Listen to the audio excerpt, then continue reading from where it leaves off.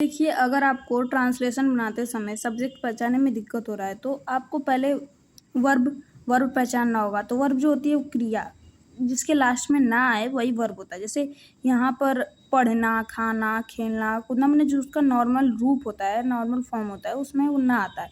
तो जैसे यहाँ पर आपको समझ में आ रहा होगा कि जैसे पढ़, तो ये एक वर्ब है। तो इससे हम क्वेश्चन पढ़ेंगे, कौन पढ़ रहा है? तो कौन पढ़ रहा है? तो रवि पढ़ रहा है। ठीक, किसने, अगर यही पास्ट टेंस होता कि रवि पढ़ रहा था तो कौन कौन किसने पढ़ रहा था, मतलब किसने किया, किसने खाया। तो ऐसे अगर टेंस में तो उसमें भी कौन या किसने से प्रश्न पूछने पर हमको सब्जेक्ट मिल जाता है। तो देखिए, ट्रांसलेशन बनाते सबसे पहले क्या आता है? सब्जेक्ट आता है। सब्जेक्ट के बाद वर्ब आता है। तो वर्ब के बाद फिर ऑब्जेक्ट आता है। तो यदि आप सब्जेक्ट नहीं पहचानोगे तो नहीं, सेंटेंस नहीं सही होगा।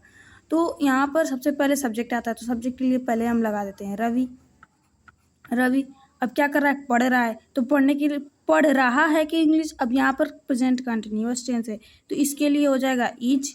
अब आईएनजी फॉर्म लगेगा, इज रीडिंग या स्टडिंग भी लगा सकते हैं। तो देखिए, ऐसे आप पहचान सकते हैं। और यदि ऑब्जेक्ट पहचानने में आपको दिक्कत हो रहा है तो ये हम सेकंड वीडियो में आपको बताएंगे। तब तक के लिए जय हिंद, जय भारत।